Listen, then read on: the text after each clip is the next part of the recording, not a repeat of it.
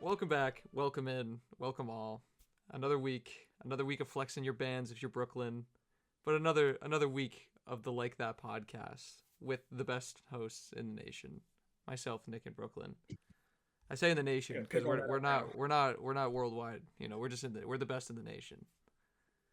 Well, hey, Apple just said that the number one podcast in the country officially just got overtaken. I Man, didn't get that email from It- we really rose that quick.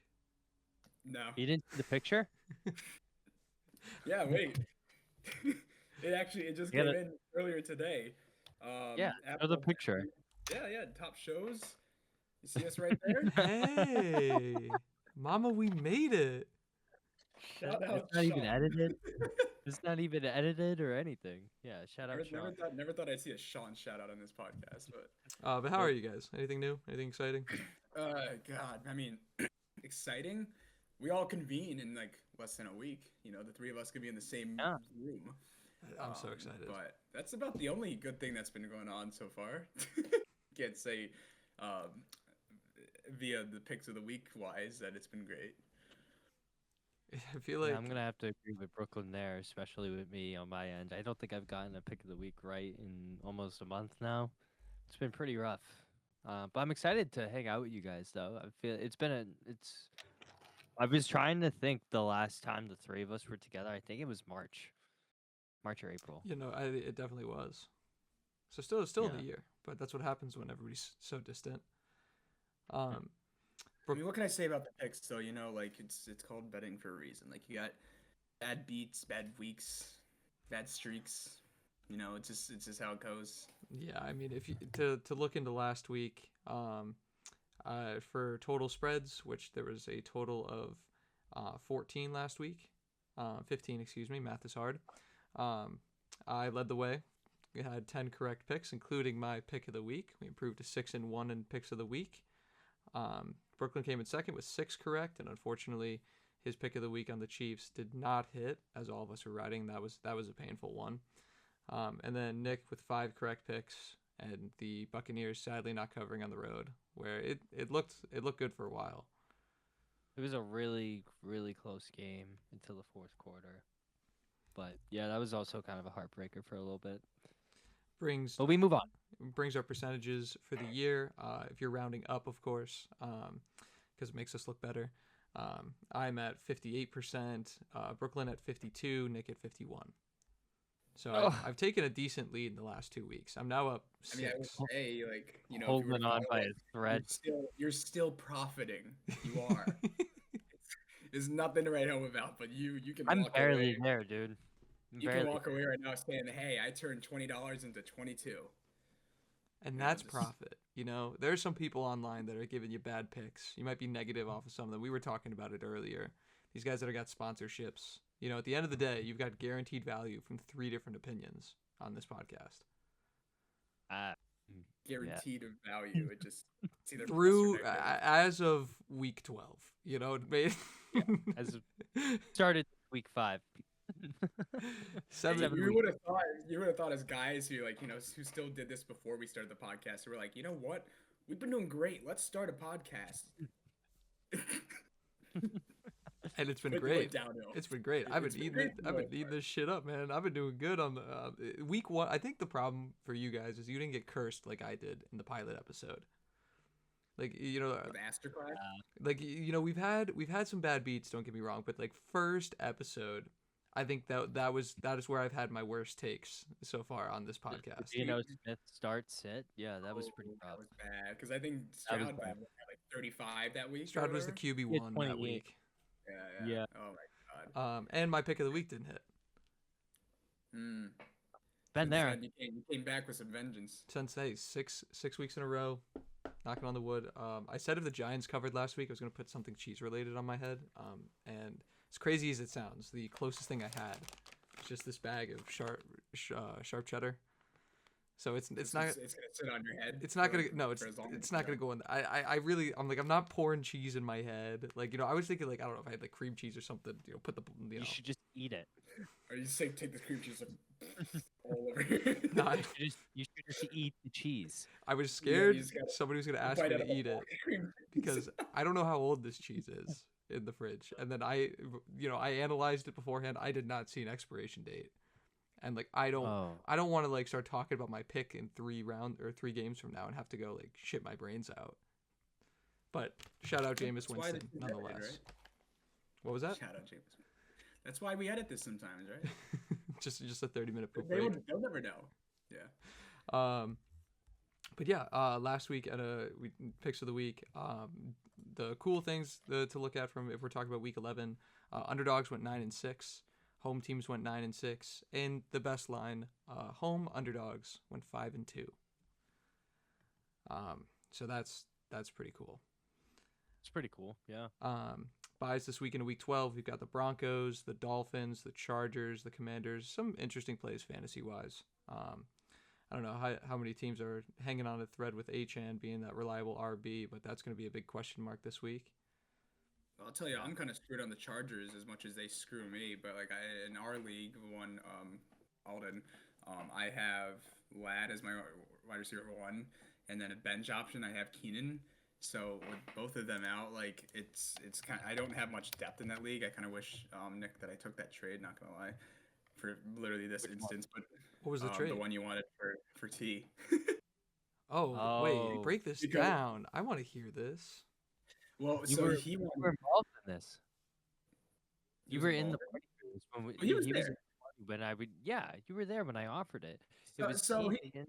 Go ahead. It was T. Higgins, a future second, and a third this year for Brees Hall, and then I think it was just Like a pick, third like a second or something. I don't know, one of those. Yeah. But Because I that put need me a in now. running That put me now a really bad spot. See, I got Josh Allen coming on this week, for tomorrow's game, which that could be fine. It also could be bad, but goes RB1 and 2, Dowdle and Monty, which Montgomery hasn't been crazy, and with with Ladd out, my backup option Keenan out.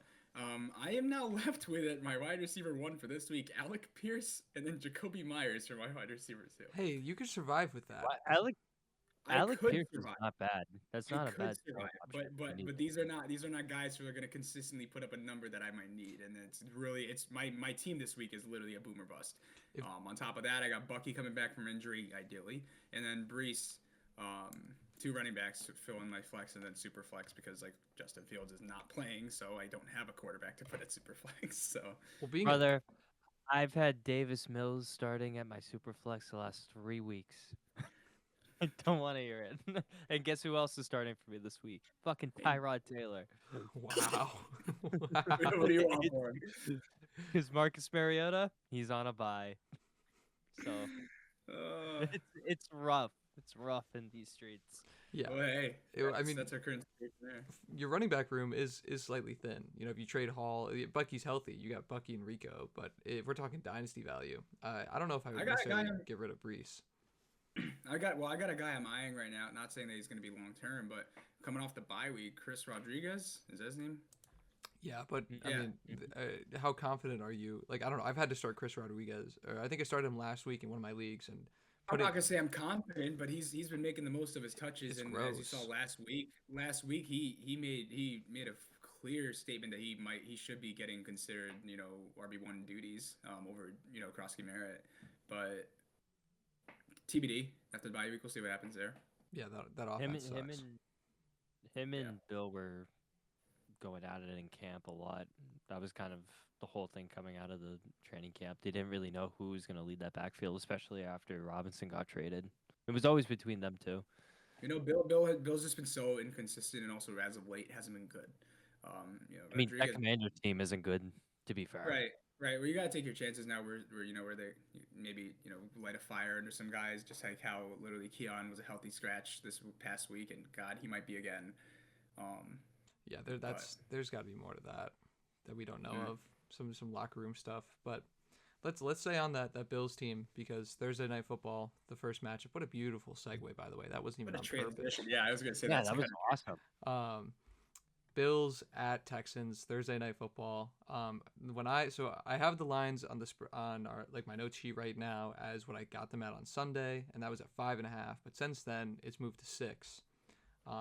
And where you think you see 3 Bills fans on this pod right now because you got 3 Buffalo guys, and I'm gonna be honest, I really wanted to take Houston here. You're talking about I know every week I feel like the rankings change, but Houston as it stands right now is the number 1 defense, number 1 against the pass, number 2 against the rush. Um, they're allowing 16 points per game, but at the same point, with Davis Mills under the helm, they've been 21st in offensive points per game. So a little bit of worries there. The over/under being at 43 shows you it's not going to be a crazy fun game. Primetime game as well, so they're not necessarily a good game to take the overs if you're looking through the season so far. But how much hesitation did you guys picking the bill or having choosing the Bills? Because for me to take them, I'd say my confidence level in them is probably at like 55%.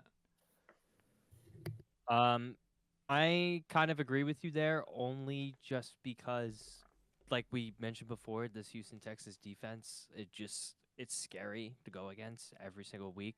Last week, however, against the Titans especially, they didn't look that great. Cam Ward actually had a pretty strong performance. I know some of the Titans wide receivers after that game got kind of banged up, but I mean, regardless, Texans spread last week was kind of a heartbreaker. I mean, they were leading that all game, and then they blew it in the final minutes. They only won by a field goal. Um, if it wasn't Davis Mills going into this game at quarterback, I would lean more towards the Texans. I think if you have C.J. Stroud under center, it's a big difference. But regardless of that, Buffalo broke my heart last week. I'm not going to go against them 2 weeks in a row. It's a primetime game, and especially this is the first time in the last few years that they're in danger of losing the AFC East. So I think it's time to gear it up for them.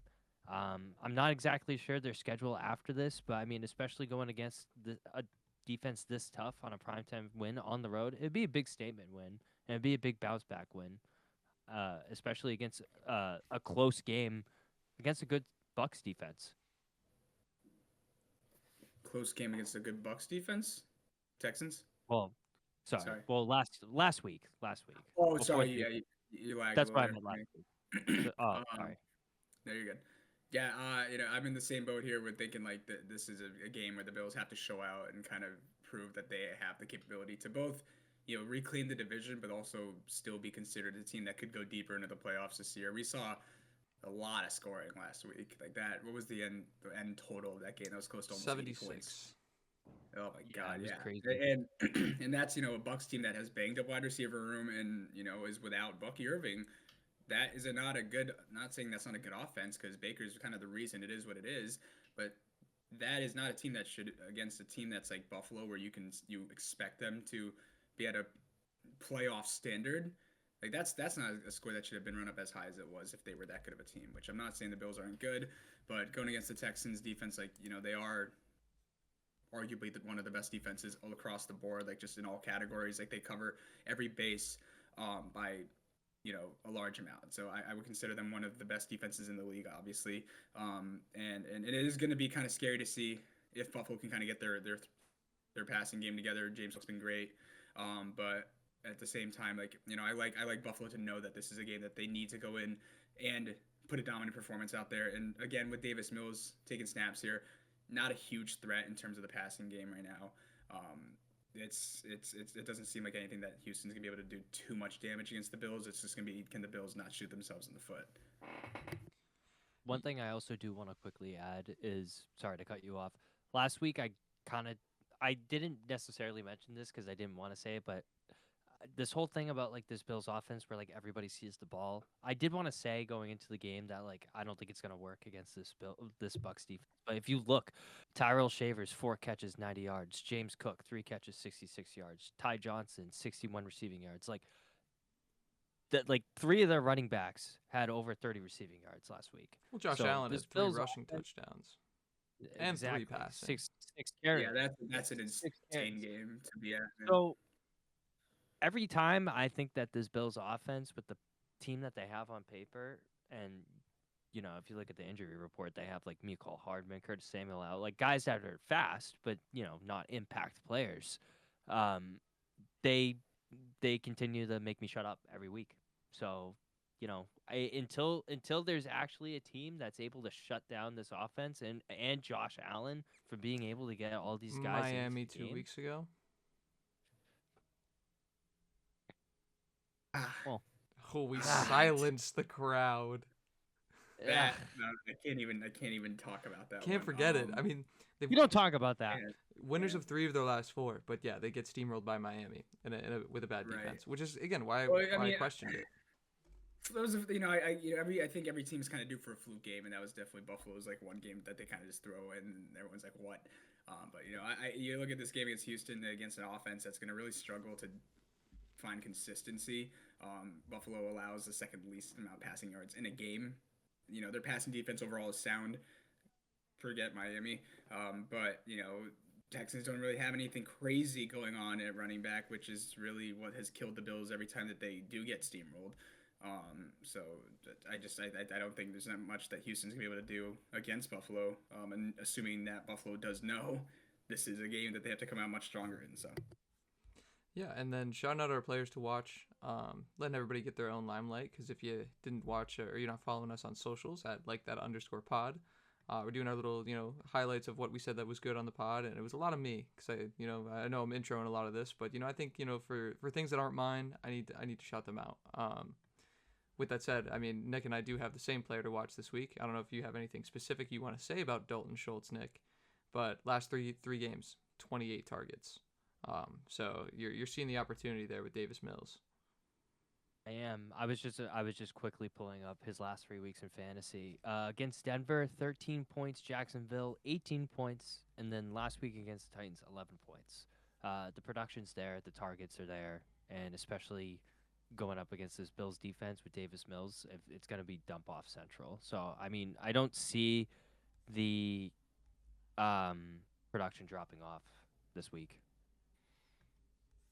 And then Brooklyn. defending Tyrell Shavers. Yeah, I mean, this is kind of a game for him where it kind of really depends on if Keon Coleman is kind of healthy. It also like he's a guy that they utilized a lot in training camp and coming off a nice game as he had last week. Big lengthy receiver. Like it's a guy that if Josh Allen needs someone to throw a 50-50 ball up to, you're kind of looking at him. And scored last week, could be in line for maybe some more looks, especially with the way the Bills play.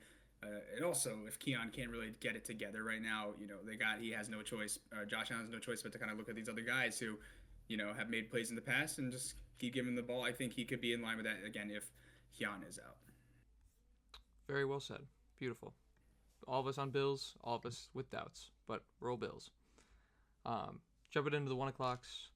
Nice first game in the 1 o'clock window. We got a pick of the week, and take it away, Brooklyn. Greetings. Yeah, we're looking we're looking at I was gonna say a shit show. Cincinnati Masterclass, in my opinion. First time I really tried to use that word. It's kind of cursed. Pats right now, and Yeah, I wouldn't say that. Patriots gonna get blown out now. No, but line opened up. I believe what was it? Opened at 8.5, and now it is down to I think 7 at the moment. Regardless, there, I took it at 7.5 when I had the chance earlier. Play it to 7, of course. Like that's honestly gonna help you out a little bit more. But we're looking at this game in a way where the Bengals are just not a competitive team. Jamar now suspended for at least this one game. That doesn't help them whatsoever. Before you keep going, I've had 2 players on my fantasy team this season either spit or get spat on. And the fact that it's Dak 2 is Prescott, crazy. Week 1. Yeah. Dak Prescott got spat on the first 5 minutes of the NFL season, and then Dude, they didn't even run a play yet. Dude, Jamar, Nope. like, I think like the reports that I heard from his camp was like, if Jamar was gonna spit on him, he would have spat on him. Like you got people analyzing like, The video. he did though. He spit on him. Did you man, watch and it was, the video? hey, if it's Video's clear as day. he got suspended 1 week. That is over $500,000 paycheck off a spitball. What Jalen Carter did was absolute child's play compared to the loogie that Jamar put up on. That was a full hawk and then a 2-0 right after it. Literally, it was some spitting for him to be like, I didn't do it. It's like, bro, it's on video. But yeah, as you were. Back to the pick. Patriots have been red hot recently, especially on the road. They have a pretty good record, 5-0. Haven't lost a game this year on the road, and especially as favorites, 2-0. I guess smaller sample size there, but it does show that in hostile environments like that, they come in and they can take care of business. Now, this is an interesting stat that I saw. 4-1 record against teams that allow more than 25 points per game. So again, if you look at the Bengals, a team that might be prone to get kind of shelled because their defense sucks. You know, Patriots kind of fit that category to put up pretty decent numbers against a team like that, and especially just come out with a win overall. And that Of one course, no loss, Jamar.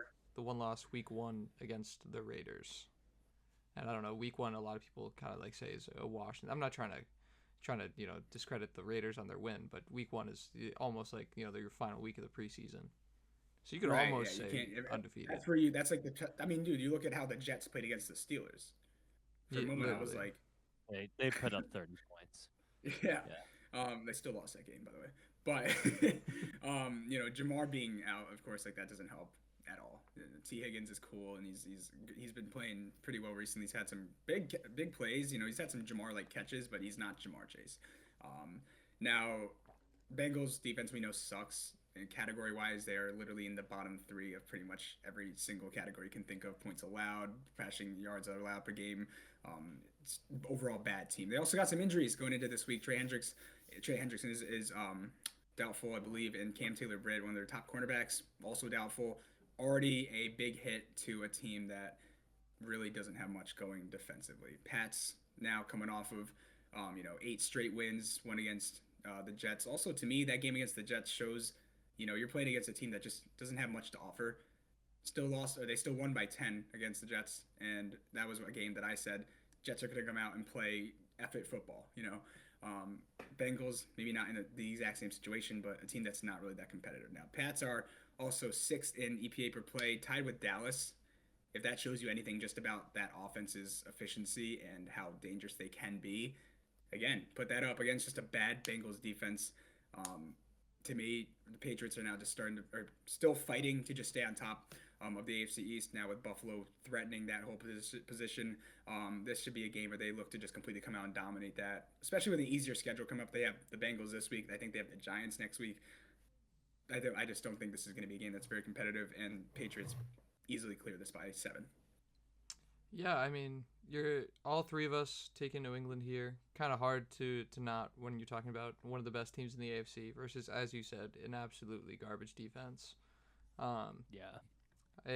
Last week people thought the Jets game was going to be a little bit of a trap, and I just, watching that game, it just didn't seem like New England really had to do much to move the ball. Like, I mean, granted the run game wasn't so efficient, but that's how it's been all year. And yeah, One thing about this Patriots defense, if you watch, and I mean, as Patriots fans, we watch every single game. The first drive of every game, they let up a score. I don't know if you've noticed this, but like Thursday night against the Jets, Justin Fields goes down and scores first drive, and then after that, they don't put up a point till after the half. So that's one thing about this defense. They start slow, but then as the game progresses, they become a shutdown team. But Now, I don't think Joe Burrow is coming back this week, right? he was a full participant, which he was the he Schefter was bomb of the week. it's interesting, and especially with where they are in the division right now in their standings, and Aaron Rodgers with that injury. I mean, that division's kind of wide open. I mean, Sure. Lamar's not 100%. Aaron Rodgers isn't 100% right now. So I don't know if they're trying to rush him back, but Oh, not at all. even I would even with think that. Flacco, I still think they're in a good position to ease him into it and get him back at least by like week 15. Well, Give him 2 or 3 more their weeks. schedule for the next 4 is like kind of hell. So you would assume that Burrow's coming back soon. I mean, it's New England this week, at Baltimore, at Buffalo, and then Baltimore again. You end your season with Dolphins, Cardinals, Browns, but that's a tough 3-week stretch where Burrow probably comes back for that Buffalo game, for being honest. I think that's all. Like they've been saying, week 14 is looking like the latest. Week 13 was people being optimistic, and him being a full participant as of Wednesday of this week, it has people scratching their heads. But if Burrow plays, this line definitely, I mean, it definitely will go down. I would probably assume closer to like 5.5. But I would just be shocked if they have any reason to rush him back in. Like, still going to be a booty defense. Definitely. speaking of One booty, key injury for the Patriots, though, real quick, Milton Williams, put him on IR. But It was a big. that was before last week. No, it was during the Jets game. He got hurt. Oh, I thought it was. Oh, oops. Where's No, he my got ball hurt during. knowledge? Yeah, no, he got hurt during the Thursday night game, and then he got ruled out. So they're going to be without him for the next 4 weeks. However, Chase Brown still sucks. So Hey, no, he had a good game last Yeah. week. And I think P Ryan's also questionable / doubtful. Like Oh that. he's not no, gonna play. Samaja P. He got Ryan. ruled. No, but he is their backup, isn't he? To a certain Yes. extent, they have Taj Brooks too, but Okay. Um, Speaking of booty, yes, Speaking of a booty, whole lot of booty that wants to be discussed. And also, before we wrap up the Pats real quick, shout out the massive load from Travion Henderson last week. facts. Leaving a massive load on Thursday Night Football. yeah, no, I'm going with butt boy, the booty. I'm going with Keishawn Booty to have a big week coming back from an injury. You know, we saw him in week 9 leave pretty early into that Falcons game. But prior to that, he was starting to pick up a lot. He had fantasy points wise, 26 against New Orleans, 13 against Tennessee. Scored a touchdown against Cleveland. You know, in those 3 games that he played prior to his injury, he already had 4 touchdowns just from those 3 weeks. So, coming back against a team like Cincinnati might just be the best, possible case for him to come back to just a full-fledged like dog shit defense, for him to just get back into the rhythm. If he is healthy, which he did have a full practice today, I look to him to have a big bounce, or not bounce back, but a big week back. Given that him and now Diggs are probably going to be sharing a bit of volume there. I was actually really leaning towards Nico's pick, but I went with the tight end for the other team. I'm going with Noah Fant this week, especially just with no Jamar. I mean, T. Higgins is obviously going to be the number 1, but they're going to need somebody else to throw to. Last week, he had 5 catches. Week before the bye, he found the end zone, double-digit points. I'm pretty sure with Jake Browning through the first 4 weeks of the season, he also was a top 5 leader in targets. So I'm banking on Flacco playing this week, and if it is Flacco with no Jamar, I could see Noah Fant getting a lot of targets at least this week, especially if they're down a lot of scores, just trying to move the ball, trying to get yards after the catch. So I'm going with Fant. Yeah, you mentioned another tight end. On the other side, taking Hunter Henry.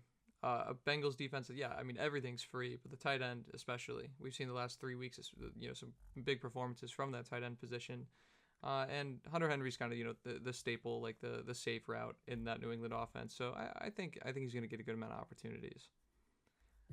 Fair enough.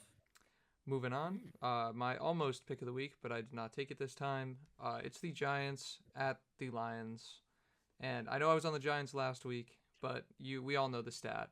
The Lions are 13, or yeah, after my last time taking them as pick of the week, 13-0, covering after a loss. Crazy stat. One thing to highlight too from last week, there were 3 spreads, or going into this week, week 12, 3 spreads. The Ravens, and the Seahawks games that are all over 10, and the favorite is 8-5 against the spread in those games. A Detroit team that definitely looks like it took a step back last week, but again against a very, very tough Eagles defense. The pass rush for the Giants obviously still worries me, but all of us on the Lions here, early window, you're going to see a lot of us agreeing.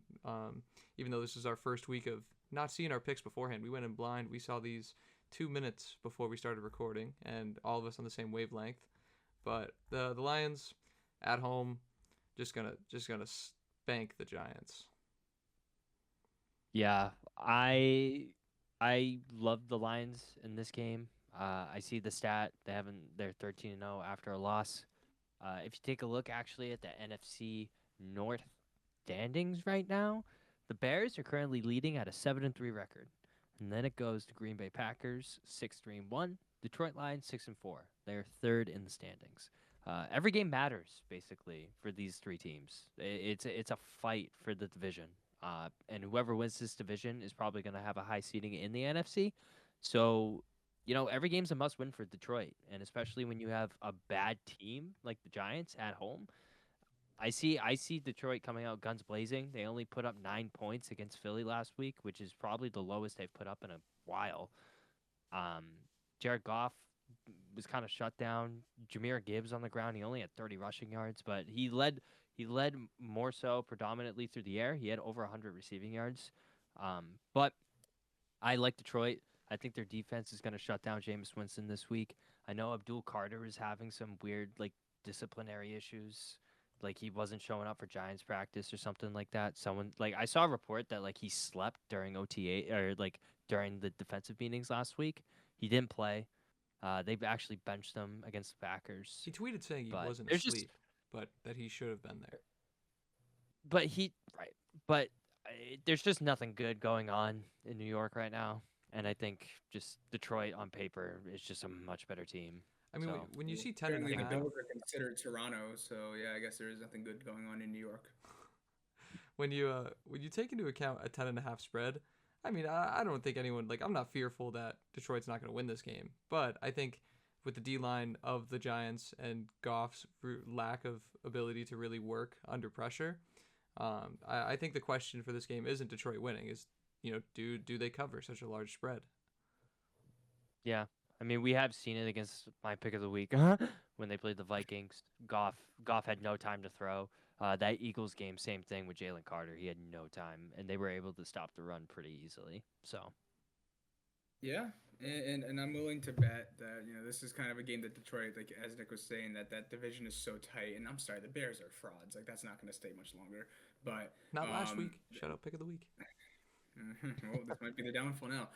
But yeah, no, that division is so tight that Detroit does know that this game is a must win. But also as a statement coming off of a game that got pretty much just shut down by the Eagles, of which the Eagles are very good team, Super Bowl champions, and that defense did a great job of kind of just showing that the Lions are still very much human. Now they play a team that is the Giants that is just standard wise just so subpar.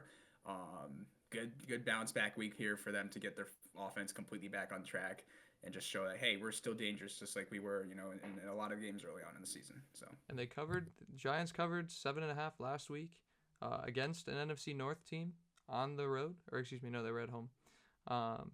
But I'd say like I have a very large amount of confidence in the Lions, but the fear of the Giants pass rush and Goff's inability to really do well under pressure, yeah, those kind of got me a little confused. But all of us on Detroit here, good bounce back for them.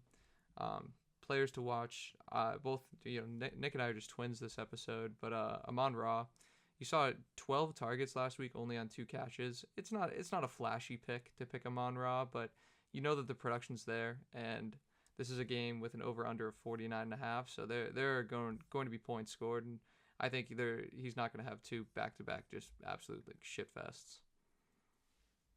I agree. I think he's probably going to find the end zone once or twice. well, I don't doubt that there's going to be a Lions receiver, starting to dominate in that game.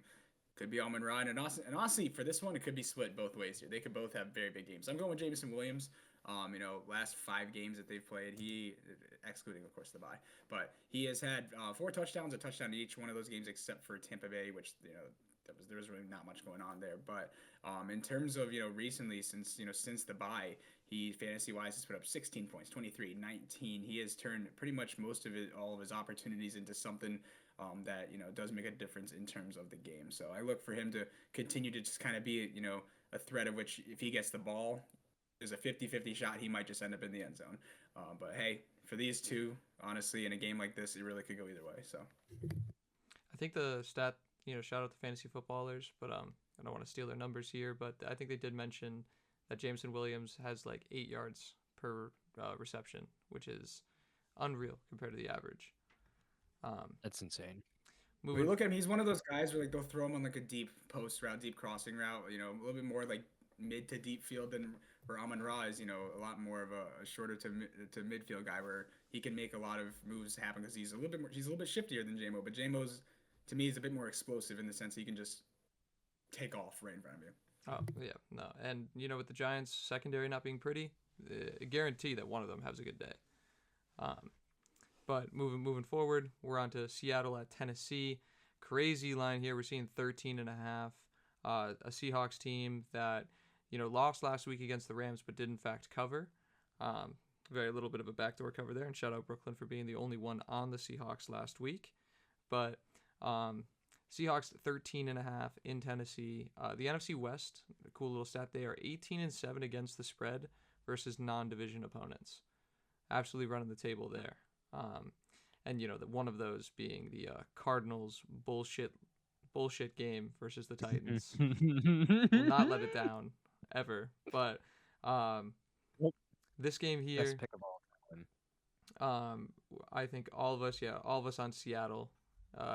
Last week, part of me really did want to take the Titans, and I'm almost mad that I didn't. They've shown that they could cover. They it's such a funny thing to say, but they covered against the Chargers, cover last week. But 13.5, it's a steep price for Seattle, but they've run the table against non-competitive teams, and I don't think that changes here. Absolutely not. I mean, the Seahawks off of a game against the Rams, they didn't win that game, but that's the toughest. That's honestly one of the toughest, opponents they've played all year. After that, they want to win. They're gonna get that right here against the Titans. They know that they are most likely to, well, not most likely, but they are likely to win this game. I don't really see any, battle that Tennessee really has against this, but by a spread that high, you might say, like we've had this discussion before, like would we really play it up to almost 2 touchdowns? This instance, yes. Like that Rams game could have gone so much worse because Darnold did not exactly play pretty last week, but now you're going against a Titans team that just has absolutely nothing going on. 2 touchdown win doesn't surprise me at all. Nico, is this one that you might play? You would possibly think about playing up like 19.5? Well, I was just gonna say, you mentioned like games that we've talked about. I'm not scared of that line. Being on the road, we saw the Colts handle them like that, and to me, in terms of offense, offensive strength and like dangerousness, like I think Seattle is a much more dangerous, consistent offense than the Colts are. Look at them against the Commanders, that primetime game. Darnold had like 5 passing touchdowns. He had like 35 fantasy points that night. Right, and he almost didn't throw an incompletion, almost. But yeah, no, I look at the Seahawks are offensive wise much stronger than the Colts to me in terms of consistency. So against a team like Tennessee, I would play that a little bit higher. Yeah, I mean the Seahawks, they week 1, obviously. I mean, we talked about the Pats week 1, but a loss 17-13. You get rid of that game, they put up 20 in every single game. But we've seen 1, 2, 3, 5 games this season where they've scored over 30. 4 of those 38 or more, and this is not a good team. So I'm not gonna say I would take 19.5 right now, but we're gonna double check that line on Sunday for sure. If you take it, I'm gonna ride it this time because I was really upset I didn't ride with the Colts. Yeah, no, well, I'll definitely. So now it's not gonna happen. Well, I'll keep you. We'll be here. We'll keep it posted. Oh right. Player to watch. Working off of a really good game last week. That's gonna be Ken Walker for me. 20 fantasy points last week, but you saw more opportunities than Charbonnet. Over 15 carries last week, and the last 3 weeks his carries have been pretty consistent, going closer to 15 than 10. And yeah, Charbonnet is still the goal line guy, but if there's any game to take a Ken Walker breakaway touchdown, I would take it against the Titans. Speak about breakaway touchdowns. Nick and I here riding Rashid Shaheed, that guy known from New Orleans for being that deep ball threat. But also, you can correct me if I'm wrong, is he now acting as the return man for them as well for punts? I don't know for sure. Oh. We may not know that right now, but for the Saints, he was the return man and a very good one at that. And again, you're talking about the Titans team that is going to have their hands full with JSN already. He is the punt returner.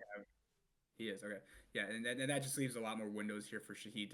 He's a speed demon, and when it comes to a game like this, he's probably going to get plenty of opportunities to burn past a bad secondary and for Darnold to say, hey, let's take a shot. Torrey Horton's also a guy that they've utilized a lot in the red zone this season. But he's hurt. And with him being out this week, especially if JSN is going to be covered, he's going to be the main guy that they're going to be looking out for. They're going to have to throw it to somebody else. So I like Shaheed. I mean, he hasn't really made any noise at all since getting traded to Seattle. But if there is a week where he's going to have some impact, it's against this awful defense. Another 13.5 point favorite that we got to discuss here. That is going to be the Jets at the Ravens. Ravens last week did not cover 8.5 against Cleveland. Cleveland defense really gave them troubles, and at some points almost looked like they could win. Shadur Sanders in that game too. We'll talk about him later, as this is not his game. But Baltimore, 13.5. This one kind of surprised me when we revealed everything, because after talking highly on the, granted we all just think the Titans are ass. But I'm going to take the Ravens here at 13.5. And this was as dumb as the logic comes down to here for me. It was one of those things, I kind of compare it previously to the Texans about like 3 weeks back. It was against the Niners when I was getting a lot of flack from you guys for taking them, when on paper it didn't make sense. But this one also tickled my brain, being like, what do the casinos know? Like, what did the Ravens do to deserve 13.5 points? And they're at home. Lamar a little banged up, but I think that shows that there's definitely some deep holes in this Jets defense, and we saw that on Thursday night. But prime time, another reason that I think that game was a lot closer than it was. Divisional game as well. Those types of matchups always end up being a little bit lower scoring. But I believe in this Baltimore team, and Tyrod Taylor starting for the Jets. I think this game, like when we look back on it, if it does go Baltimore's way, I think that's one that the both of you say like, fuck. I feel like that should have been the pick. As dumb, obviously in hindsight, but like this is the Jets that we're talking about, which a wide receiver room and an offense that is just Breece Hall and what. Definitely agree with you there. But I just, especially on the Baltimore side of things, they just looked sloppy against Cleveland in that win. It just looked like a rough win. And I know Cleveland's defense, especially against a run, is the best there is. But just Lamar, too, especially throwing the ball, he just didn't look that great. Regardless of what they're saying about his injury status, I feel like he's not 100%. And him not practicing, it could just be a precautionary thing, but it's still a little bit of a concern. When you look at the injury report, though, especially on the defensive side, and I know you say that they don't have anybody, but Kyle Hamilton didn't practice today. Roquan Smith didn't practice today. Ronnie Staley on the offensive line didn't practice. Some key injuries to keep out in mind. 13.5. 2 touchdowns. They couldn't cover 8.5 against the Browns. And last time they played the Browns, they were able to score 44 points. And I know they were on the road, but I just think 13.5 is kind of a big margin for this Ravens team right now that could barely cover 8.5. And they put up 26 points against the Browns, which is still pretty good against the top-rated rushing defense. But I don't know. With the total at 44.5, I think it's just a close margin, especially with Lamar not being 100%. Yeah, this is one of those where it's like I know we're talking about the primetime game. Divisional matchups tend to be a little bit more lower scoring, but then you look at the Ravens. Their offense just hasn't really proved that they're back yet. And give or take with more time, and possibly this could be a turning point game for them. But give or take more time, they do start to maybe get some things together. But like the Jets defense didn't look god awful against what I thought that the Pats game was. I thought that was gonna be like a 35-14 type of game, but so like one touchdown off. but but no, but I'm gonna get in there one more time. Where I'm coming with that point is like I think the Jets, like their defense, while they don't play great. I don't think that the Ravens offense really has it all together yet. And again, when you're in these situations where the Jets are really just trying to play football, that's it. Not even with no expectations at this point. I think that they played a little bit better than people thought they were going to, like last week. And unless the Ravens. I'm so sorry to cut you off there, but when you say like the Jets got nothing to lose, I wholeheartly disagree with that statement in football, where it's it's like a team that it's like, yeah, there's expectations that they're gonna lose, but don't I think every guy suiting up is like they're playing for a contract. Aaron Glenn, he's in year one, but he's not he's also on the hot seat. So that's what I mean in the sense of like no, they're not trying to play to lose, but they're not playing with the expectation like we got a Lombardi to win this year. Like no, they're just trying to show that they're still a collective football team, and that they are worth the money that they get paid. They need to show reasons for players to want to go and play there. That's the other. Absolutely. You're not going to want to have a losing culture, and you're not going to have a coach that doesn't want a coach to win. That too. And of course, they don't want to get humiliated like that. You think they like being fucking? It's like one of the worst 2-8. Like it's a laughing stock in New York. But at the same time, I think a game against Baltimore where their offense hasn't exactly proved themselves, and defense for Baltimore isn't entirely anything too crazy. Like I think it can be closer than 2 possessions like that. Yeah, no, I like the discourse, but I'm gonna roll with Ravens flock here, um, and hope it's as bad of a spanking as the sports books predict. My Mm. player to watch, it's not flashy. I know some of these like they look really boring, but Derrick Henry. You're talking about the Ravens that really have become like the last couple of weeks the run game's really been established, and a Jets team that's averaging 130 rushing yards allowed per game.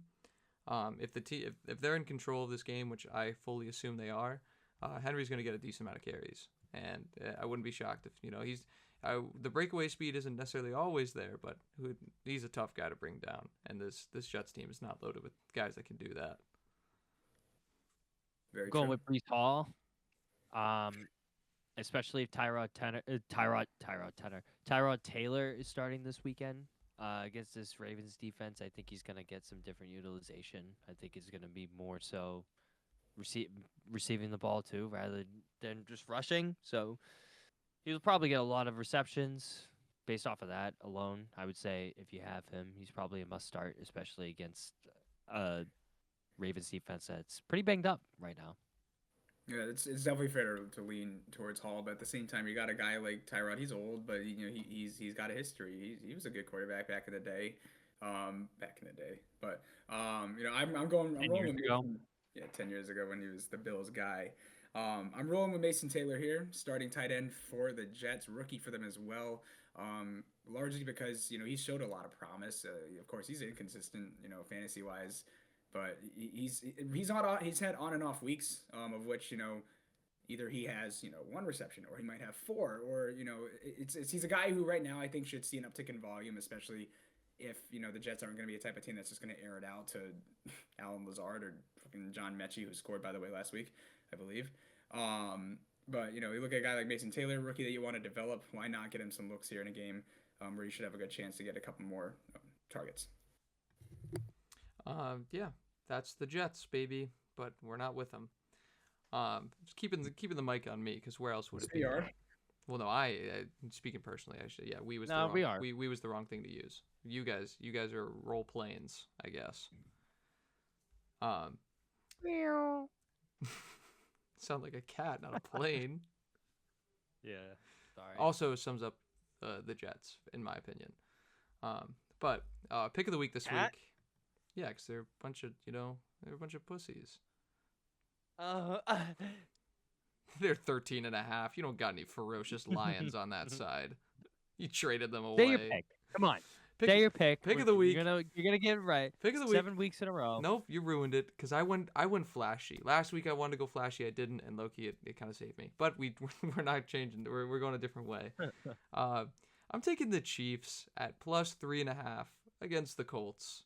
Everybody, grip your horses, hold them close, because this Chiefs team has not lost 3 games in a row since 2017.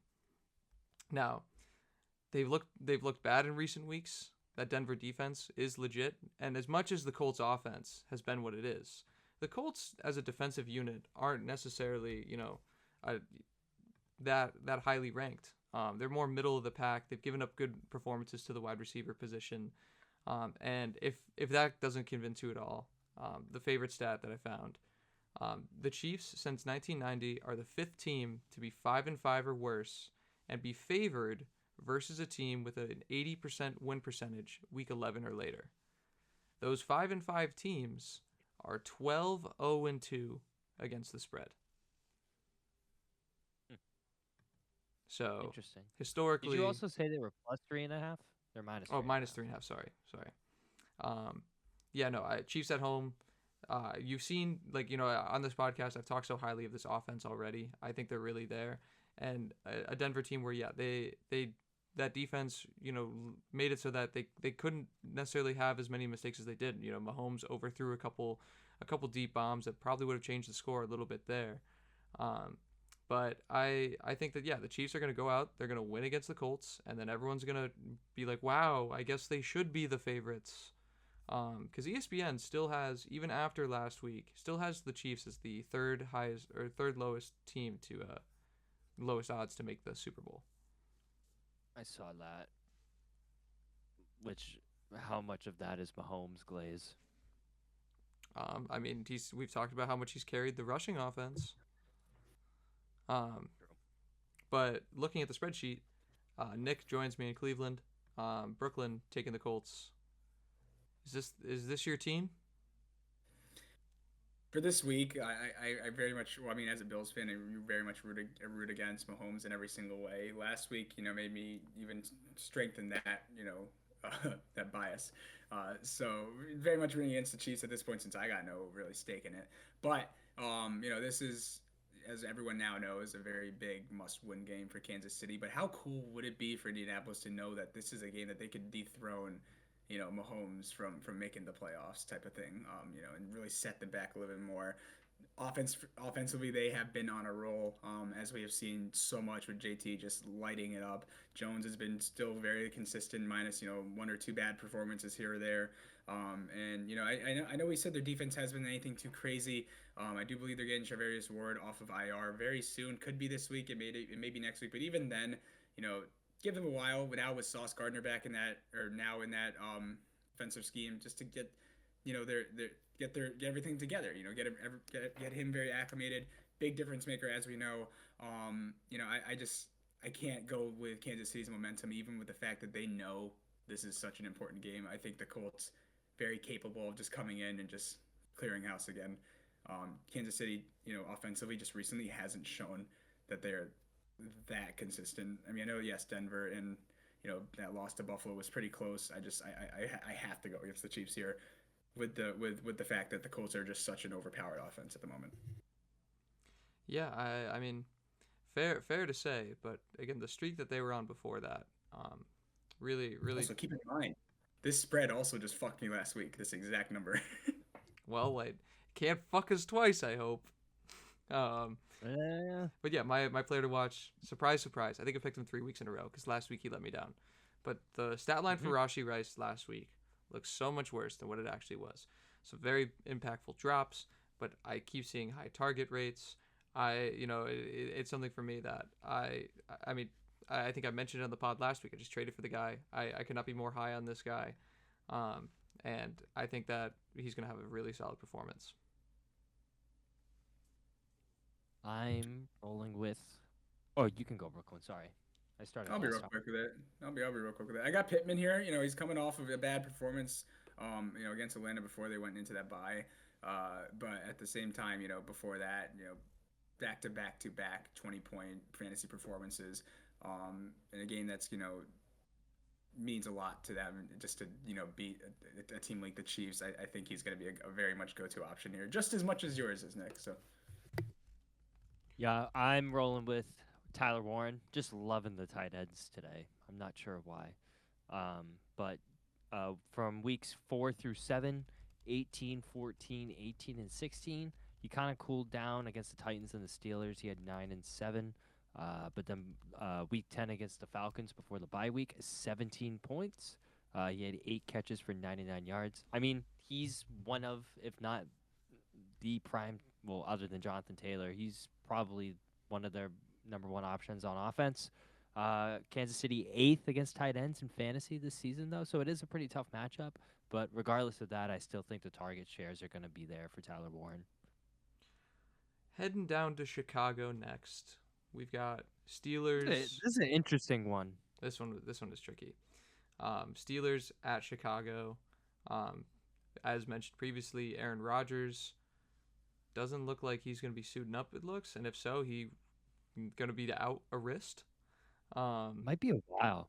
Well, I saw it. So he fractured his wrist last game.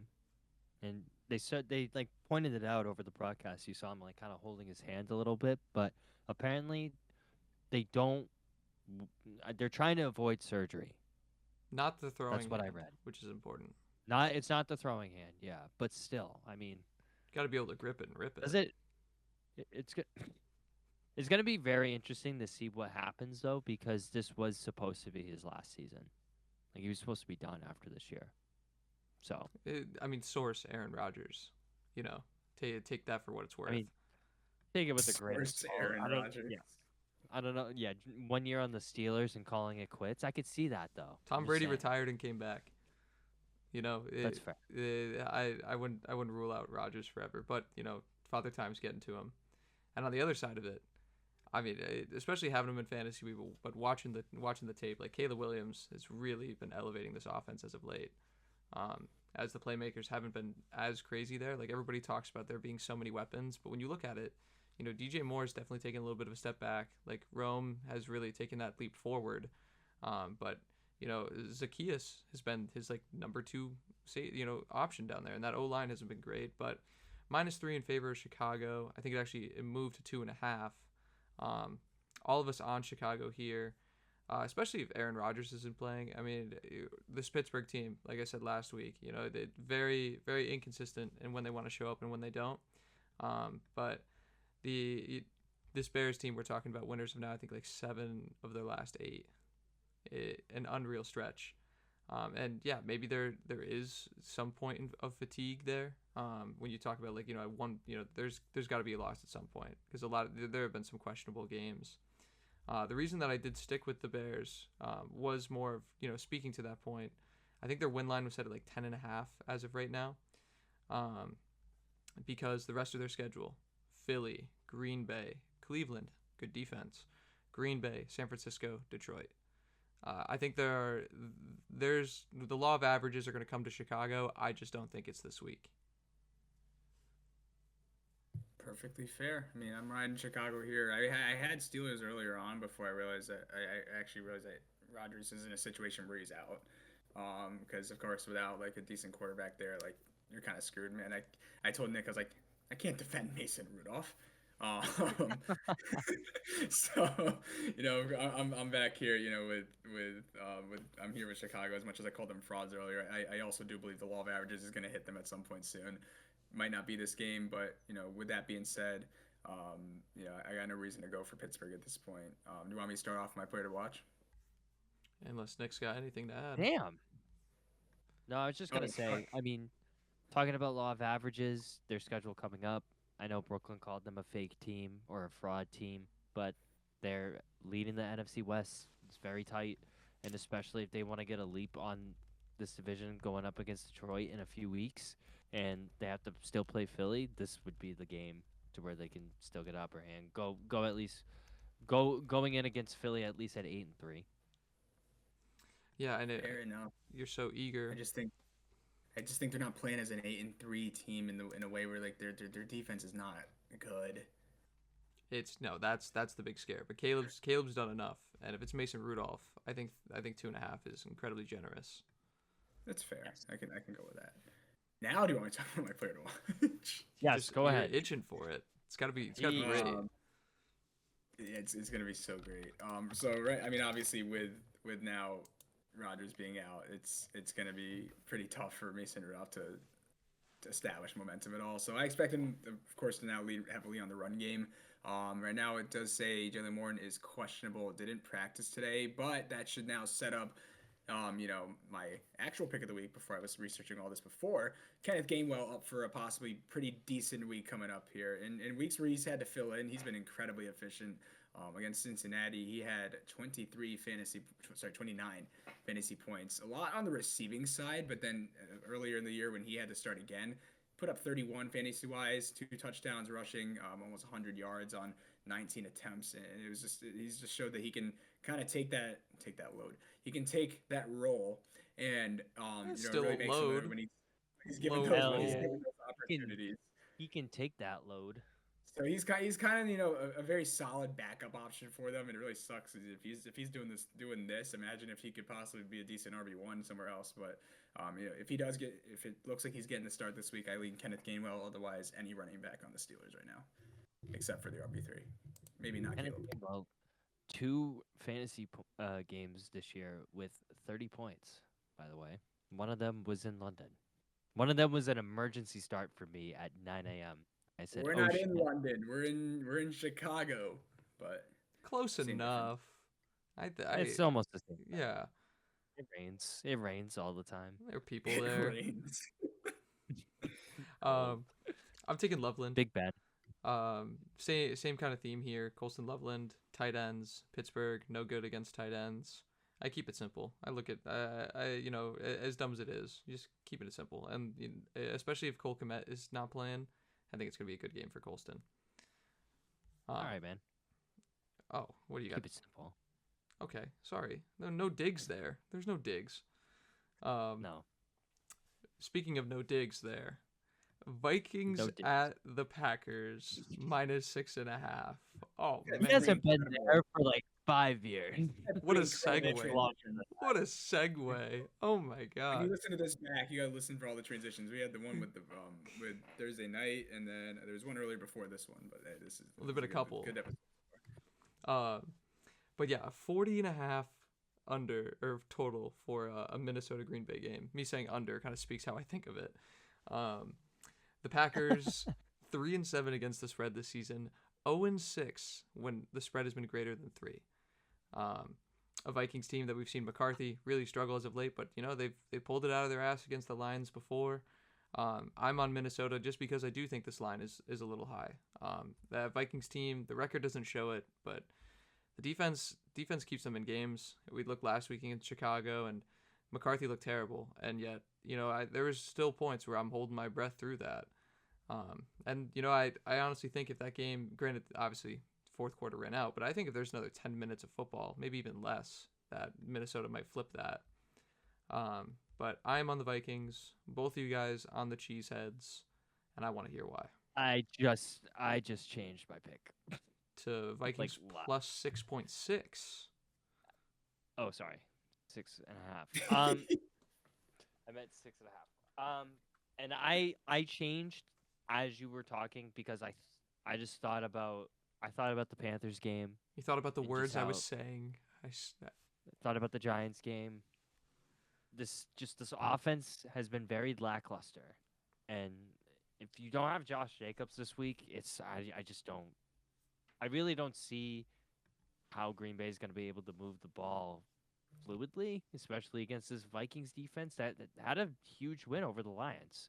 I mean, I talked about it already that this Vikings team has no problem getting to the quarterback, and especially if there's no Josh Jacobs, it's going to be harder for them on offense to get the ball moving. And Jordan Love's not going to have any time. The week against the Eagles, I'm pretty sure he had like 36 pass attempts, but he only had 170 yards, and 2 picks. So against defenses that are really good at, pressuring the quarterback, he's struggled. So that made me change my pick pretty quickly. Pretty quickly. Yeah, they're literally just in the nick of time. Okay, well, I like what That you is did my there. name. That's my name. just in the Brooklyn of time. Doesn't really ring a bell. Okay, well, Green Bay. There's so many funny jokes you could say with Brooklyn. Like, what if you fell off a bridge? The Brooklyn Bridge fell. The Daniel Johnson Bridge. Now my legal name has been aired. All right, well, Green Bay, I'm with you here. With who? I'm looking around the room. Yeah. Sorry to leave you high and dry.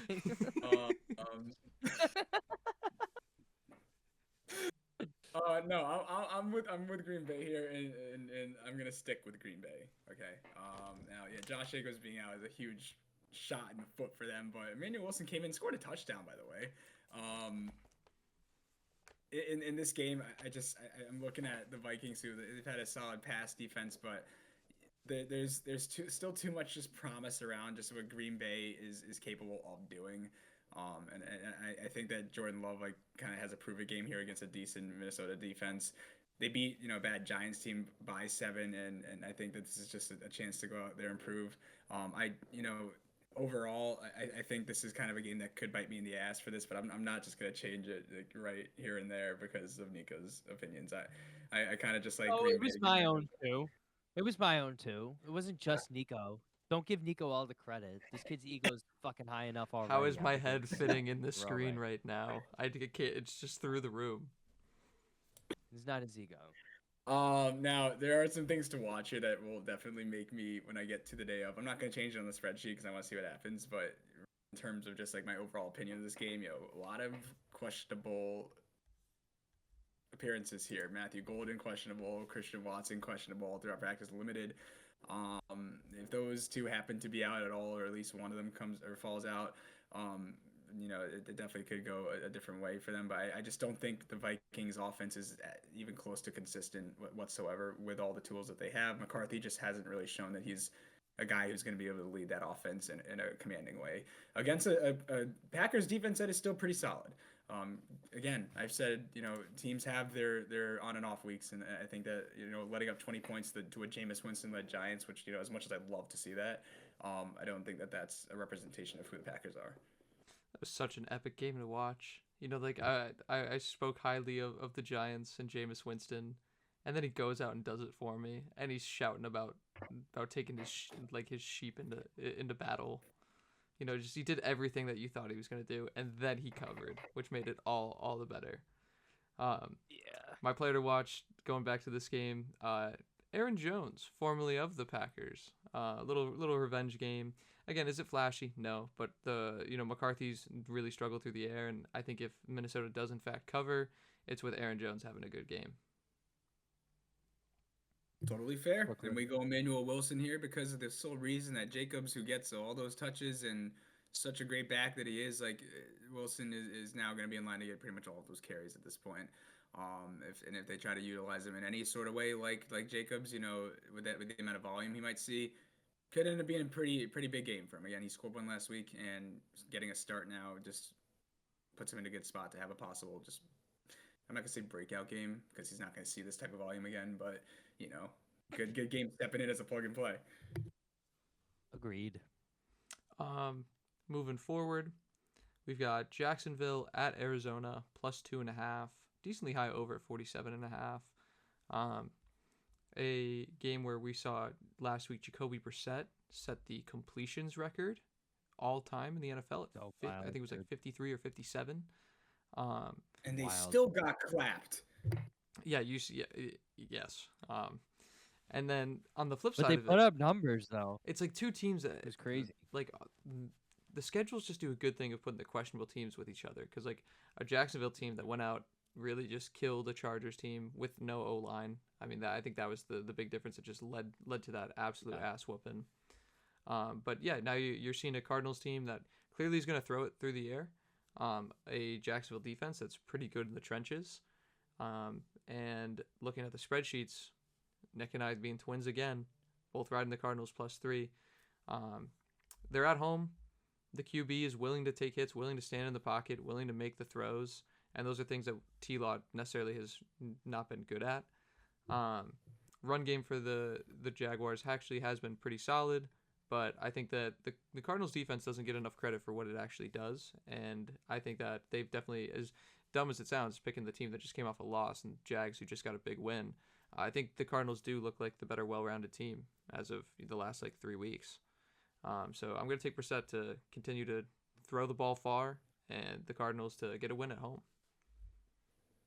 I mean, you want to talk about a team that doesn't get enough credit for what their defense does. You got to look at Jacksonville. Look at the game that they just had against the Chargers, a team that has a lot of weapons on offense. Yes, that offensive line is god awful, but that game against the game the Jaguars just had against the Chargers, that was a blowout. They scored only 2 field goals for the Chargers, not a single touchdown, and a lot of it came from what their defense was able to do, really making Herbert work for any type of throw he had. 81 yards is all Herbert was able to muster against the Jags, of which probably happened because I put money on the Chargers for the 4th time this year, of which that hasn't happened. So it's I've lost almost $100 on the Chargers.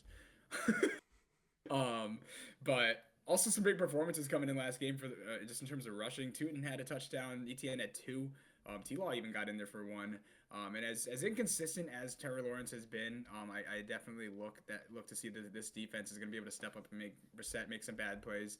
And I think they're riding a lot of momentum coming off of a big statement win against a Chargers team that on paper looks like they should be more dangerous. And now they go up against a Cardinals team that doesn't even have, Marv, and playing against Brissett. Like, as much as he's done some pretty good this year, I wouldn't really label him as a consistent week to week threat. Trayvon Walker not practicing for the Jags was kind of a big hit, and ETN being limited. He's pretty banged up, but I mean, Tootin's been pretty well stepping in that role. They're kind of utilizing both of them in that backfield. I mean, ETN's kind of showed that he's the clear number one option, at least for this year. But I know you talked so highly about this defense last week, but then they go and let up 28 points to the Raiders, a team that has 2 wins on the year, had to win in overtime off of a batted down 2-point attempt. So Yeah, for me, it is ugly. Go ahead. it's very inconsistent. And Arizona, like Nico has already brought up, they've the losses have been major, but the offense has been consistent. I mean, Jacoby Brissett put up like 400 yards passing last week. Especially, I understand he completed the ball 52 times, but he's completing the ball. He's utilizing his receivers. He's having guys like Michael Wilson and Greg Dortch put up insane numbers that these guys 2-3 years ago you wouldn't have even thought of, especially with Kyler under center. So, I mean, the consistency's there. The offense being stable is there. So, against a defense that's kind of flip-floppy every week, I like Arizona. I like the more consistent offense in this scenario. Yeah, it's fair. I'm talking about a Jags defense that has 13 picks on the year, right behind defense. So I just shit on Chicago with 15, but I don't think that it's gonna be like necessarily the Jags offense that really wins them this game. But if they can get into the end zone and even get a lead around 3, I think that the big capability of being able to just force a lot of bad plays and to help keep their margin, or just at least by a field goal, throughout the game. What about a Jacksonville defense that has let up 21 touchdowns through the air and is 23rd in passing yards allowed against the guy that just completed the most amount of passes ever? Like, literally ever in a game. And Jacksonville has not had it easy recently. That Vegas game was a weird thriller, but before that was the Rams. They got clapped by them. The Seahawks, the Chiefs. The Niners before they got all banged up. Like, they haven't exactly had it easy. So I don't look at the Jags and say they just got shit on, because they played some legit offenses, and now they're playing against an offense that hasn't been playing all too bad. It's just they have a lot of capabilities to create turnovers and just bad plays with their defense. Cardinals have played the Colts, the Packers, the Cowboys, the Seahawks, and the Niners going into this game. That ain't easy. No. But either one. Good discourse here. Good discourse. Tickets as low as $16. Now, guys, another very conflicting option for me now, and we're picking this live. The poop game of the week, I think there was clear competition this week. You look at Cleveland against the Raiders, Shedeur Sanders versus Geno Smith, 2 very disappointing teams. But then, right below it, you got the Falcons playing the Saints. No Penix. Whatever's left in those legs of Kirk Cousins versus Tyler sucks. So I personally was gonna say the Atlanta New Orleans game, but curious what you guys would say. I was gonna go Atlanta, with how even the spread is. I was gonna go Atlanta just because that shows how up in the air this game is, because of how bad and inconsistent both teams are. Well, congratulate the Browns for this one, because at the end of the season, I'm going to total how many times the Browns were at the poop game. I think they're right now either the favorites or the Titans are the favorites. I think it's tied. Because I think last week I brought this up and then I actually retracted it, but I think it's like the Jets have 2, and then the Titans and Browns have 3. So congrats to both of them surviving the week. But yeah, let's stick with Cleveland here. Cleveland at Vegas, -3 in favor of Vegas. Surprisingly, looking at the bet percentage, money percentage, a lot of people are liking Cleveland here, which statistically, I bring up How much of that is Shedeur hype though? That's what I'm saying. I mean, granted, I think I saw it as high as 3.5, but since 1999, there have been 17 quarterbacks to start for the Cleveland Browns. And in their NFL debut, they have gone 0-17. You know what's funny? We already have brought up the stat once before already this year too, when talking about Dylan Gabriel. Yeah, this time the Browns will have a rookie quarterback where the father will be able to travel to see the game. Thank God. That's big. Oh, and it's in Vegas. You know for a fact he's gonna be there. You fucking kidding me? He's sitting in a box. He's sitting all the way up there. Totals at 36.5, which I think is tied for the lowest we've seen this year. I don't know if we might have seen 35, but I think 36.5 is that. No, 30. It's tied. Yeah, I think that's tied for the lowest. And I originally penciled in Cleveland before I saw the QB stat again, because this defense, they've been able to make it work. But Shedeur also, I mean, in the brief time we did see him, he did not look great. This will be his second week playing with the starters. Which I don't know why people. Also, that's insane. I don't know. I disagree. That's a little insane. I disagree. I don't think you go into training camp with your. I think when the season opened up, he was the QB4. I understand, but at this, he was a QB2. What, 2-3 weeks ago? You had 2 or 3 weeks to include him at some point. You're not telling me that they, like I don't. It's just a little crazy. How often is Gardner Minshew running with the Chiefs number ones? I don't know, probably not that often.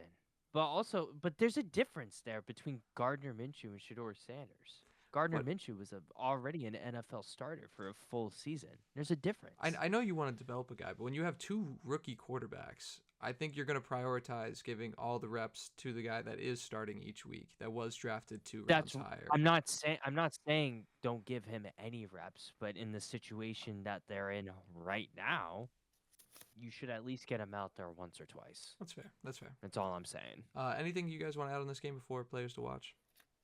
No, besides I'm a little scared in terms of just like this of us taking the Raiders. A lot of the money's on Cleveland here, and if you looked at like the Raiders offense versus what we knew was a bad Dallas team, going in an unfortunate game where they definitely played probably a little bit harder that night because they were mourning the loss of their late teammate, but that Raiders offense didn't do anything. Genty had 6 carries. Against a known, it was tough. Bad Cowboys defense like that. It was tough to watch that, and then for me to actually type in -3.5 on our spreadsheet and be like, hell yeah, man! Like it almost makes me like 50-50 here, and I'm really only going with Vegas because that Browns offense is so bad, but it could definitely bite us in the ass. If the Browns win this game, it is off of their defense solely. Absolutely. And, well, I mean, not even win this game, but cover the spread. I think it stays pretty close. I just hope that, that the Raiders can kind of get a pull away here, and, maybe Brock has a bigger week. Aiden O'Connell activated from IR, by the way. So, but, it was alarming. Yeah, I know. Difference maker. Gino ain't exactly leading the charge. But I feel nervous just because of how well the Browns defense can keep things at least mitigated, and versus how badly the Raiders can't do anything. Yeah, no, it's tough to defend the Raiders, but I'm not betting on Shedeur. With that said, though, my player to watch is 100% going to be that Cleveland RB1, because I mean, how can you not? Rookie QB. There's definitely going to just ground and pound. And if there is a way to victory for Cleveland, it is going to be through the trenches and the defense allowing less than 10 points. Nick, I'll let you talk about this one first if you want. Brooklyn and I are on Tyler Lockett, which... Honk.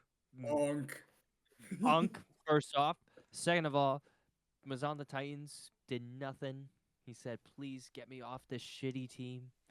And he could have went to play anywhere, and he said, let me go to Vegas. He likes slot machines, boy. I mean, Gino's been targeting him. He's been getting a lot of love from Gino for some reason. Right. So keep the hot hand going. I mean, I would choose Trey Tucker, but every time I pick Trey Tucker, he just has shit weeks. So except for when you don't tell us and you put him in an anytime way, then he actually does pretty well. But yeah, and I'm gonna do that again. Not say anything. Well, too late now. Last week. Don't want to spend too much time on this game because oh boy, it's rough. But the poop game of the week. Yeah, no. Kirk Cousins, Tyler Suck in New Orleans. Line opened up. I think before Penix went down, the line was Falcons -3.5. Then about maybe 3 hours before we started recording, it was Atlanta -1.5. And then it flipped entirely. Saints are favored now. Saints -1.5. Is this the first game they're favored this year? 100%. Yeah. Drake London leaning towards not playing this week as well. That's kind of the main reason why I actually did roll with the Saints. You're talking about a Falcons team that's very beat up. Yes, I think it's a very similar conversation to like the Browns in a way. It's a QB that we haven't seen much of this year, but has looked really bad. Versus a team that's favored at home that also sucks. But I think there is more reasons to give New Orleans. They went out and beat the Panthers when everybody thought they couldn't, and I think. Yep. Yeah, they did. Sorry for that. Didn't mean to bring up old scars. All right, it's just a sensitive subject. But I think if Atlanta was at home, I would pick Atlanta. But New Orleans being at home, I'm gonna take the home favorite here. But both you guys on the Birds. Can't exactly say that if they were at home that it would really sway my opinion too much. But yeah, I go with Atlanta just because I cannot, trust Tyler Suck. I'm trusting the Suck. He's gonna be sucking on the field. Wild. As an offense that is so raw, we gotta change the subject. So when I talk about the next game, no, that's an offense that's so raw and unproven in a way that if you look at there's no appendix, but he hasn't been playing that great all year.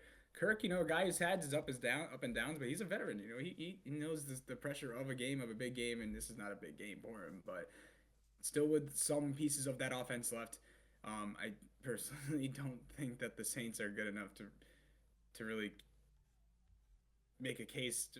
I think this is just an awful game, and I think that Atlanta has a little bit more talent on their side to be able to surprise here. So I got no real big. I love Atlanta. I think they're the better team. Player to watch. Yeah, player to watch. Thank you. Next. Got Pitts. Kyle Pitts. We got Kyle Pitts here coming in. Kyle Pitts. As the nation says. I got Kyle Pitts coming in here just because I think that he's a big target for him, and when Kirk needs a guy to go to other than the usual suspects, he's gonna be one of the guys now that he has very limited options to, but he can throw to. I'm going with all you. Well, you introduced the game, so. No, I wasn't. I wasn't saying that in a rude like. Actually, you. It's kind of that was me fitting. opening the door. For Nico to go here because it is a basic he's going off of my point, but just a different side. All right, fine. Go ahead. Oh, you know what? I will. Look, all of us just gentlemen here. Juwan Johnson. Stupid pick.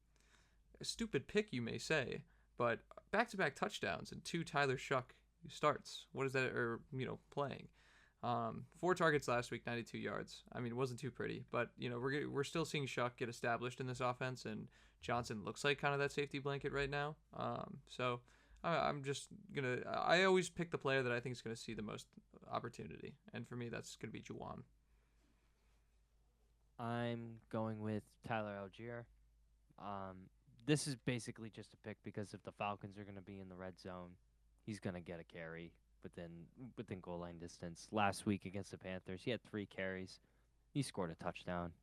Not necessarily saying Bijan's not going to lose any of his reps. I mean, he had 24 carries last week, but Tyler Algier, he's just a guy that they, for some reason, just still love to utilize on the goal line. So I can see that, especially with Kirk starting this week. All right, now the boring games are gone. Back to the fun ones. Nick's waited so long to talk about his pick of the week, but here it is. Look how excited he is. Have I? He's got his hands on his head. You doubting it now? No, I'm not doubting it. I'm just not looking forward to announce it. Okay, well, too bad. Announce it. All right, fine. Pick of the week this week. Rolling with the Birds, the Eagles. They are taking on the Dallas Cowboys this week. They are in Dallas. They are favored -3.5. I'm taking them -3.5. Eagles 7-3 against the spread this season. Fun fact, actually, since Jalen Hurts has been named the starter, he is 5-3 against the Cowboys all time. This is the lowest game for Dallas total-wise since they played Carolina. That was October 12th. and the total for this game's at 48.5. So it's pretty low. So I think that actually has something to say a lot about this defense, this Philly defense. Last matchup was week 1. They won 24-20. Hurts had 2 touchdowns. Philly's 5th in defensive rating to PPF. They're 7th in points allowed in the league at 201. They have huge wins over the Lions and the Packers this year, and their last loss was week 6. So they're rolling on six wins in a row. Big injuries though. Lane Johnson, he didn't practice. That's a tough loss for their offensive line. And then Jalen Phillips was limited. He had a shoulder injury. On the Dallas side, they looked good against the Raiders. Their D line, especially with the addition of Quillen Williams, looked good. I mean, granted, Genty only 6 carries. The Cowboys' schedule after this week is pretty tough. They play Eagles this week, Chiefs, Lions, and then the Vikings. So these next 4 weeks are pretty telling for them, and they're still ranked the worst defense in the league. Granted, they looked pretty well against the Raiders, but it's the Raiders. They still allowed Geno Smith 200 yards passing, and Trey Tucker found the end zone. Philly has shown that they can put up points regardless. I mean, against the Vikings, they put up 38 points. I feel like the difference that Philly has between Detroit and these other good teams is there's the ability to still get the ball off under pressure. I know we talk about Hurts being inconsistent throwing, but too, especially with this offensive line, they're just so much better. Jordan Love against the Eagles, he had 36 attempts for 176 yards. I mean, this secondary and this D line's very good. Christian Watson led for them receiving with 44 yards for 2 catches, and their leading receiver was their running back out of the backfield. He had 5 catches for 33 yards. That was Josh Jacobs. And then we saw this past Sunday night against the Lions, they limited Gibbs to 39 rushing yards. So this D-line's hard. Javonte Williams, though, dual running back. So, I mean, obviously they're going to utilize him a little more in the passing game if they can't get the run going. But I think this Eagles secondary is definitely legit. I think it's going to be tough for Dallas. And I know this is a battle between 2 really good offenses, but I think just Philly's defense, especially after week 1, I know they haven't matched up in 11 weeks. But these 2 teams are very different. There's been a lot of football played. Dallas has still shown the inconsistencies on defense. They look good after the bye week, but it's against a really bad team. So I think Philly stands their ground here. I think they show that they're still dominant, and I think they stay rolling, especially with how hot this defense is. So rolling Philly. Don't hate the pick at all. I just I have But a I slightly don't point love of view. it. I got a slight different point of view about how this game is gonna go, and obviously Philly's offense has all the weapons it needs to be considered very dangerous, and this is the same team pretty much that just won the Super Bowl. Now, Dallas, we're saying just beat a Raiders team that isn't good offensively, sure, and maybe both of these offenses have the firepower to be great, especially in this game. But in terms of defensive, ratings right now for the Raiders and the Eagles, they're honestly not too separated. So I look at this game as Dallas coming out of a huge win, defense playing some of the best it has all year, and now with some additions, Quinton Williams, being a big addition now, especially with Lane Johnson now, that's going to be something to watch as well. I just think this game is going to be probably within a field goal. To me, just with how dangerous and how overpowering the Dallas scoring can be. Granted, Philly does have some good weapons here to kind of suppress that a little bit. I don't see this going past the field goal for Philly. Yeah, I'm kind of with you there. You talk about the matchup earlier this year. They lost by 4 week 1. Dak in his career is 17-6 against the spread at home versus the NFC East. I think it's a little bold to say that the Eagles take both. You talk about it, like I feel like we shit on the Eagles every week, and yet they're 7-3 against the spread.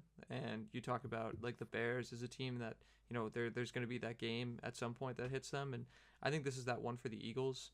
Brooklyn touched upon the defense. Yes, it's against the Raiders, but Genty 6 carries, 7 yards. Yeah, I did it. His longest rush. For that by the way, alone, his longest rush was for that 11 alone, yards. Philly's covering. For that. But yeah, I mean the Eagles are 7-3, and every week we go into this saying, "Wow, they still can't throw the ball." So when you yes, the defense has been very good for them, but being at home, the offense for the Cowboys is just as explosive as it's been all year. And a defense that, I agree to Brooklyn had a lot of room to improve. And against the Raiders, at least they showed it against the Raiders, but going to get a little bit more this week. So I think the offense does its job, and that they cover at 3.5. And they showed a lot of well, the one thing about the Cowboys is that you don't know who to guard. Like it's kind of similar with how like the Bills do and everybody eats thing, but the problem is with the Cowboys is everybody like eats but can eat. Like you got Pickens and CD there, and Pickens put up a crazy game last week, and even CD held his own. Ferguson got a touchdown, as he's a solid tight end option as well. It's like that's just I think that's going to be a game where like offensively you got Dak who's been on fire recently throwing the ball. You know, Jalen Hurts has not been exactly that quarterback, and then you got three explosive options, and additionally, Javonte Williams who is beginning to revive his career like that. Like I just think there's going to be a whole lot for the Eagles to try to manage, and I just don't know if they're going to be able to do it well enough to cover over a field goal. Even if they do end up winning, and this is also the first game for the Cowboys at home since the unfortunate loss of Rashawn Elam, but. And I'm not saying that really. I mean, it absolutely fuels the fire for how the Cowboys play, but it's the first game at home since that incident happened, and I just think they have so much momentum coming off of last week to carry that into this game. Stadium pulse going to be high for Jalen Hurts, Nick. He's not used to it though. That's true. Players to watch. I talked about AJ Brown last week, and he had seven receptions, only 50 yards. Kind of a very interesting AJ Brown game. And I just talked very highly of how the Cowboys defense looked good last week, but I think that I think that it's a matter of time before he finds the end zone, and I'm gonna keep picking him until it does. And this is a good opportunity here. I think there's definitely, you looking at me with some sass. There's a world where AJ Brown is a good game. Both of you are fading my pick, but both of you have an Eagles player. I was gonna say it's funny how we're all like, I'm not saying Cowboys are going to win this game. I'm not saying Cowboys are going to win this game. I think they're going to. I think this is going to be a shootout in a way. What do you think they're going to win? I hope you bet it, and I hope it fucking loses for you. We'll see. We'll see on Sunday. I think this is one of those games that's probably decided by 3 or less than 3, and then the Cowboys absolutely could pull the upset like with offensively how strong they are. But in terms of who's going to have like probably bigger weeks, I'm willing to put more money on an Eagles player. So with that being said, I'm going with Dallas Goedert. Solid tight end option has been for them all season long. And with a Cowboys defense that overall just passing wise has kind of just struggled all year. Too many options for the Eagles to also go to at the same point. And I think Goddard's just one of those reliable targets. You get it to him, he's more than likely going to catch it for one and has potential to make a big play. I'm rolling with Devonta Smith, the other wide receiver, across from AJ Brown. I feel like one of the two are gonna receive most of the targets. So if it's not AJ Brown, it's probably gonna be Devonta Smith. He's kind of a touchdown or bust guy. I feel like, and he's had a lot of weeks this season where I've benched him and he's had 20, and then I'll start him and he has 5. That's kind of just how the Philly offense has been. No, I'm just saying. Well, yeah, I will. So if other people start him, then yeah. But I think Philly. I think this is the week where they throw the ball. Knock on wood. It's got to happen at some point. That's what I was saying. It's got to happen at some point, and I feel like it's got to be one of those two. If it's not Goddard, it's got to be one of those two. So, and any receiver. Heading into Sunday Night Football, another good matchup. Tampa Bay heading to the Rams at 6.5 in favor of the Rams. All of us here, riding Stafford, number 1, if not number 2, odds for MVP right now. You could make arguments that the schedule's been a little light recently for the Rams, but this Bucs team still really beat up. I don't think Bucky Irvin's coming back this week, so that's really because like at first I did Don't see. Say that. I need it. If he comes back, I think this definitely does change it for me. If this line was at 7.5, I think I'm on Tampa. But Tampa's injury report was also pretty extensive today. That's my worry. And the Rams are just going to continue to mow. And again, I mean, I talk highly I've talked highly this podcast about the home teams, but they're at home. I have a little bit more faith there. It sways it enough. Them playing at SoFi, dude, is just like a completely different animal. They're one of the best home teams. Well, I'm looking it up now. Actually, I want to see what they're doing. Was that all you had for that? No, I thought you were gonna jump in there. Oh no! I was just fully yeah. I said to you guys, if this line was at 7.5, I would be on Tampa. How high would this line have to go for you guys to switch? Honestly, I would play it up to all the way to 8.5. I just believe in this Rams offense. I believe in this Rams offense a lot. With Puka in. I think Devontae played last week, right? But even then, he's probably back this week. It was the touchdown. Well, give him some grace. He's still Devontae Adams, a guy who's had still a decent season. No, I know.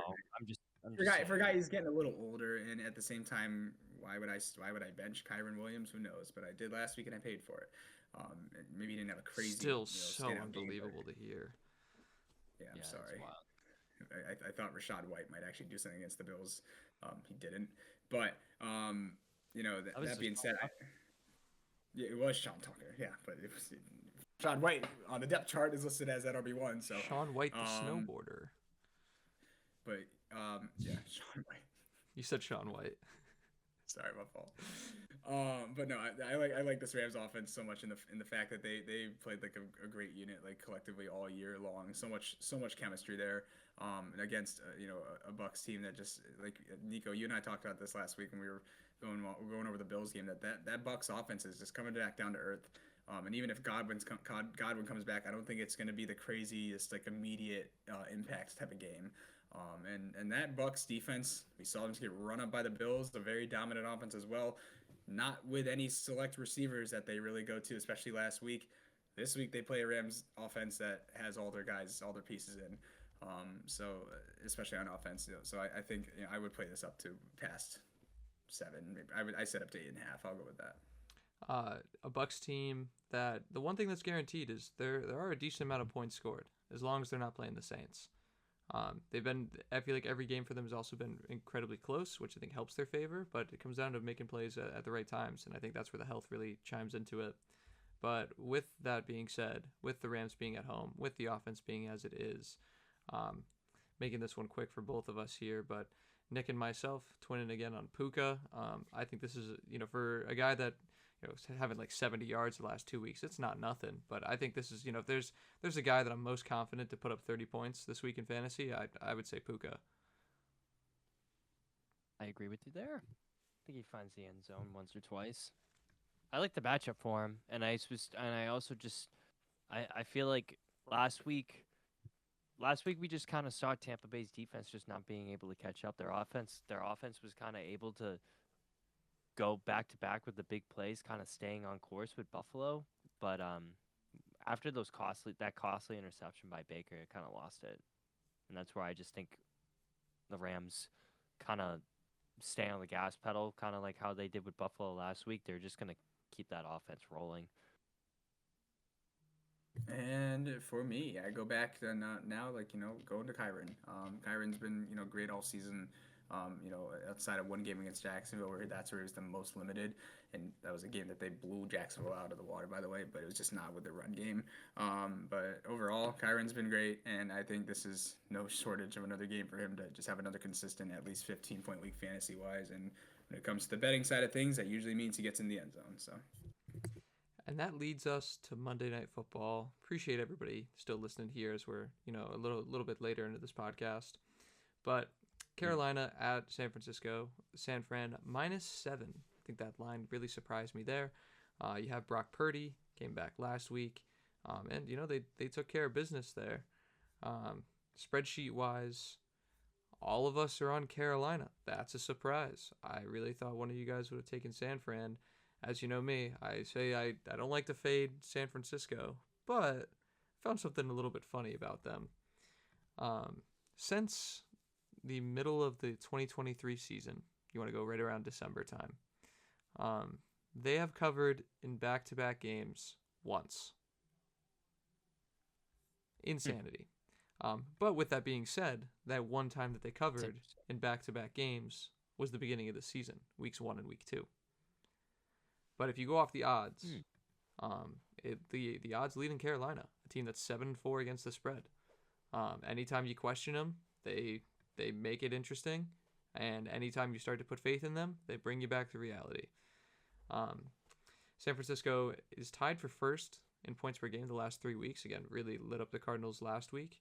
But for the Panthers, I think for them, the game script for this is one that I definitely categorized as I don't think Carolina covers, but I think they keep it, or I think they cover. I don't think they win, but I think they keep it close enough to where I think 7 is being very generous. Like this is 4.5. Maybe I go to San Francisco, but I think a full score on the Panthers is a little much. I have to agree with you there, Brooklyn. You can stake it.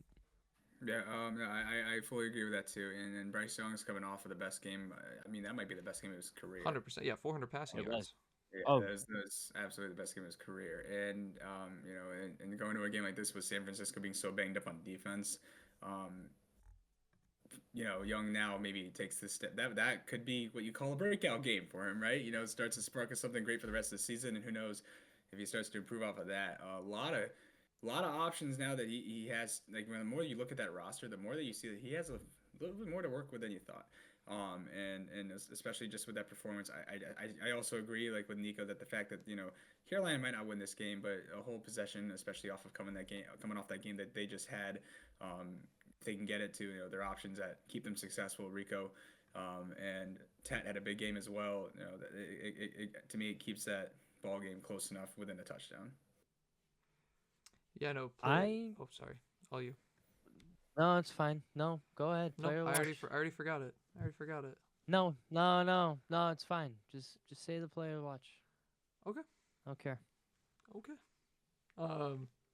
Our players to watch. You sure? I'm giving you final. Come on, you want to say it. I can see it in your eyes. This could be crucial information. All I was gonna say was that Bryce Young. So players to watch. Okay. Yeah, dude, funny as fuck. Okay, now you can go. No, I don't care. Just fucking say your stupid player to watch, and I hope they tear their ACL. Whoa! No, say it. I promise. I'm gonna DM Jalen Coker about that personally. Good. And is he gonna read it? No, he doesn't give a fuck. No. What were you gonna say though? I'm curious. So what were you gonna say, Nick? Nothing. I wasn't gonna say anything. Who's going somewhere with that? I want to hear it. Yeah. No, what about the viewers at home? Nothing. Say it. Well, Nick, what's your player to watch? I don't care. All right, Nick and I going to watch Tet McMillan this game, coming off of a big game last week. Of course, with Bryce Young being the reason why, but the thing is, both these guys very young. Tet, absolute breakout game for him last week, at least his best game of the season so far. Guy that they're definitely trying to develop as the season and his next, of course, his career goes on. Put up 33 points in that game, 2 touchdowns, 130 yards. This game is just gonna be another one where they just try to maybe form a connection there, and that's something that might be able to take Carolina moving forward. So we're both riding Tet there. God willing that Bryce has a big game again. You got anything you want to add? Nope. I'm taking the other Carolina receiver, Jalen Coker. Since coming back from injury, he's had the opportunities have continued to increase, the yardage continue to increase, and I think at the beginning of the season, if he was fully healthy, there would have been a lot more commotion about him, about where he fits in this offense, and I think the Carolina offense on a week-to-week basis is still trying to figure themselves out, and can't take Rico Dowdle so many times in a row. But that's the week, guys. Recapping picks of the week. Brooklyn's going to take New England -7 against the Bengals in Cincinnati. I am taking the Chiefs at home at -3.5 against the Colts. And Nick taking Philadelphia on the road -3.5. And A lot of similar picks across. This is back to a little bit more of an even board. So if one of us does good, 3 of us are most likely having good weeks. I was gonna say one of those weeks where I hope we all do good. With that being said, socials as always are like that _pod. You gotta smile, Nick. It's the outro. No. He's so sad that we're wrapping it up. But like that _pod everywhere you go. Posting, pretty frequently through the week, and you're gonna start to see some content that isn't necessarily in the pod. So make sure you follow us out there. Makes us happy. Makes our hard work. Keep us at that #1 spot on Apple Podcasts. Exactly. You know we're up there. Joe Rogan's quaking in his boots, hearing us on the mics. But with that said, everybody, hit your bets, and we'll see you next week.